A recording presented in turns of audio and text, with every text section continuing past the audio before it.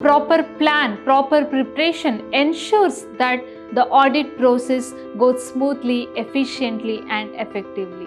Or if the internal control system in the organization is weak, then there are more chances of occurrence of frauds and errors. Here it contains the documentation of all the work or the procedure tests that are done by the auditor during the audit process.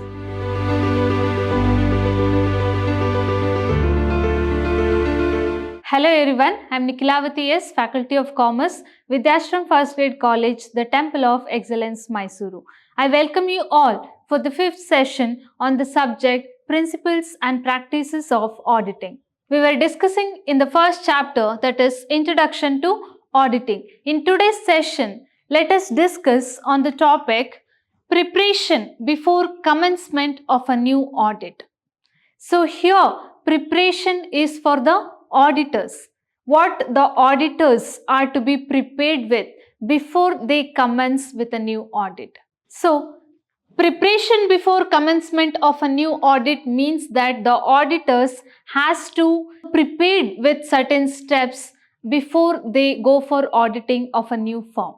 Preparing for a new audit is a critical phase for the auditors so that proper plan, proper preparation ensures that the audit process goes smoothly, efficiently and effectively. So a proper planning is required in order to execute a proper auditing process.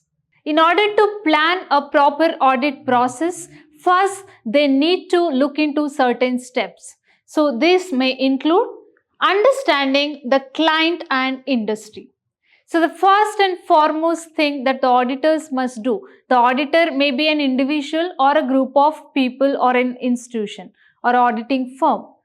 So whether he is an individual or an auditing firm, first they need to try to understand the client and the industry before they go or commence the auditing process or before they actually conduct the auditing function.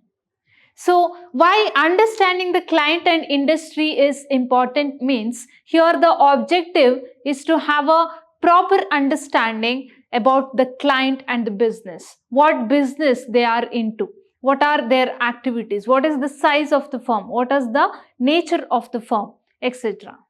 Understanding the industry profile of the company or the client they are visiting helps the auditors to understand the common risks that may be arising, or the regulatory requirements or other economic factors and the environment of the business. The auditors have to review the client's business model, organizational structure and how the internal control system in the organization is, and also what are the key products and services of the business. And also the market position of the business. So understanding these factors, both internal and external factors, help the auditors to know the risks involved or to know the financial performance of the business and the factors affected to the performance of the business. The auditors can also look for the previous audits so that to identify the recurring errors or the mistakes or the problems, etc. Say for example, for a manufacturing industry, understanding the inventory management or the logistics, supply chain management is crucial. Next is assessing risk. So here the auditors must try to assess the risk or the identify areas of risk. So this risk assessment helps the auditors to know whether in what areas or which type of accounts there may be chances of risk, and they can also identify what are the inherent risk and control risk. So basically the inherent risks are those risks which come along with the nature of the business, whereas the control risks are in the hands of the internal control system in the organization. So those risks arise due to the failure of proper controlling on the recording of financial statements. So proper risk assessment helps the auditors to know where the frauds may occur usually. They can also see for the unusual trends or the areas of frauds or mismanagement in the cash transactions or the financial statements that may arise, and it depends again on the nature of the business. Then setting materiality. So here materiality refers to the important transactions to be recorded. So those transactions which are important or which are material or which are relevant to be recorded. So here setting the materiality for the auditing means the auditors won't go for analyzing or checking all the transactions that are happened in a business, because on a day-to-day basis, if it is a bigger firm, then there are lakhs of transactions that happen on a day-to-day basis. The auditors cannot go for analyzing or checking even single transactions. So they set the materiality. That means only they choose some of the relevant or important transactions or type of accounts to be checked or examined. So setting materiality here refers to both qualitative and qualitative materiality, as well as defining the quantitative materiality. Whereas the qualitative materiality here requires seeing for the regulatory or requirements or the laws or the compliance of the firm with the laws, say for example the accounting standards or the IT acts or the company acts, etc. Whereas quantitative materiality means those transactions which are relevant to the business, which affect the financial position of the business. Say for example the assets, liabilities or the cash flow statement, etc. Then we have planning the audit. So how the audit process should go on. Like for example, it involves planning the timing of the audit and from which transactions they should start with, whether they should go for risk based or substantive based, or based on the investment, or based on the relevant of that particular financial transaction to a business. So it involves a detailed audit, a listing of the audit procedures to be performed while conducting the audit. So the work of auditing may be allocated to the team members based on their skills and abilities and experience. Say for example, planning for a financial audit may include giving more focus on the accounts receivables or revenue recognition, etc. Then we have engagement letter. So this is a letter which is written formally where the terms and conditions between the auditing firm and the clients are mentioned. So here the auditors have to prepare an engagement letter highlighting the terms and conditions, the responsibility from both the parties, as well as they have to get the approval for this letter from the client by getting the signature, etc. So preparation of this engagement letter is also important for the mutual understanding as well as agreement from both the parties. Next we have internal control evaluation. So the auditors must evaluate the internal control system in the organization that they are going to conduct the audit, because if the internal control system of a business is strong, the chances or the scope for the frauds and errors that may happen in the accounts management may be less. Or if the internal control system in the organization is weak, then there are more chances of occurrence of frauds and errors. So the auditors may assess the controlling techniques that are, or the methods that are used by the clients. Maybe it is controlling procedures and other controlling techniques, and also the assessment of risk and their procedures, information and communication system, the monitoring activities, how it is performed inside the organization, etc. After understanding the internal control system in the organization, these auditors can document if there are any errors or deficiency or weaknesses that are found in the internal control system in the organization. Say for example, evaluating internal controls over cash handling may include observing the cash transactions as well as how the cash counting happens and the restrictions over access, like that. So next is developing an audit timeline. So this involves creating or preparing a detailed timeline for the audit procedures to be performed. Preparing a detailed timeline is also important, and the procedures to be performed within that time frame is important to ensure the audit procedures that can be done efficiently as well as within the timeline that is set. The auditors may identify the key milestones, say for example the interim audit report or the fieldwork completion, drafting the final audit opinion or submission of the final auditor's report. Then gathering initial documents. So here it involves the auditors can gather whatever the documents they required from the clients or a business. They may in requirement of the bank statements, the financial statements, vouchers, other documents supporting the transactions, etc.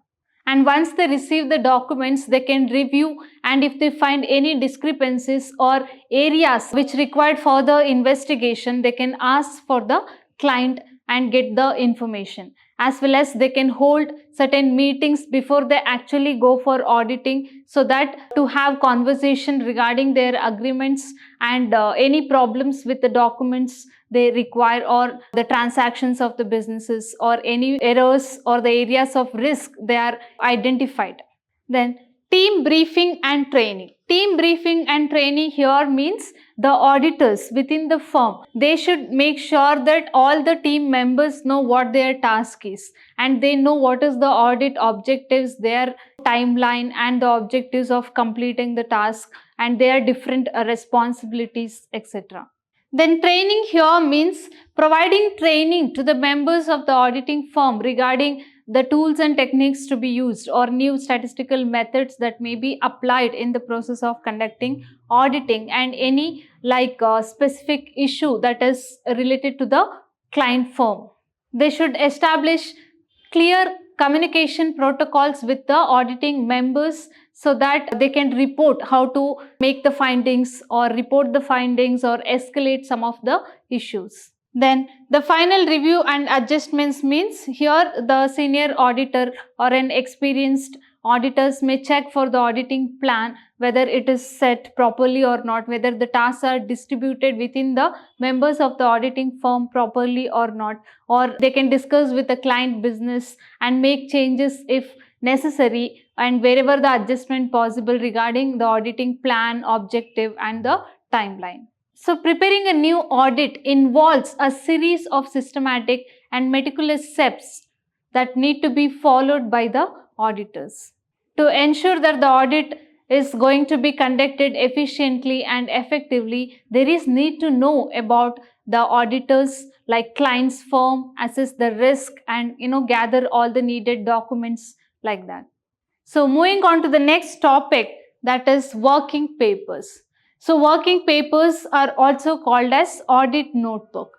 So working papers are often referred to as audit working papers or it is also called as the audit notebook because these are the crucial documents that auditors use throughout the auditing process. So these are the documents or the working papers that the auditors carry with them throughout the auditing process. So these papers serve as a detailed record of the auditor's procedures, tests, information gathered and conclusions reached during an auditor. So this includes all kinds of documents that is prepared by the auditors. This may include the auditors like how they are going to assess the risk, how they have found out, like after analyzing transaction or examining the vouchers, they might have found any kind of error or a fraud or any kind of discrepancies or mismanagement in the cash, etc. So these kinds of findings or information or the tests that are performed by the auditors are recorded in these working papers. So they are the auditor's working papers. These provide a detailed record of the procedures, tests, information gathered and conclusions that they have reached during the audit. So let us know what is the purpose and importance of preparing these working papers. So one of the most important purpose is documentation of evidence. That means these working papers act as an evidence for the work done by the auditors. So here it contains the documentation of all the work or the procedure tests that are done by the auditor during the audit process. So these working papers provides evidence for the auditor's opinions, findings and conclusions.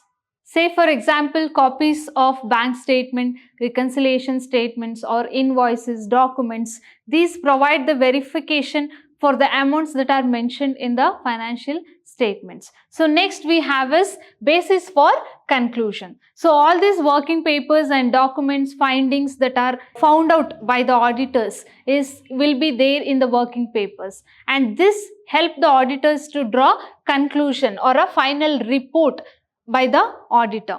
Then it acts as reference for future audits. So these working papers or the notebooks can be referred even in future. Whether if there are any doubts, they can go back to these working papers and verify or examine with these papers or the test or the procedures done, whether the final conclusion is right or wrong. Say for example, this year auditing is done, and next year if the same auditor comes for the auditing of the same company, they can just go back to the previous year's working papers, so that it helps the auditors to identify the areas of risks or mismanagement. So he can easily save time, as well as he can easily identify what are the areas he has to concentrate more.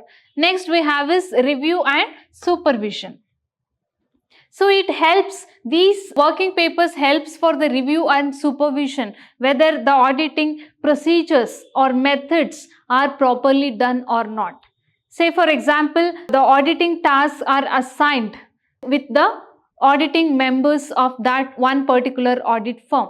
So here the senior auditors may review and supervise the methods or the working papers of junior auditors and ensure whether these procedures are performed correctly or not.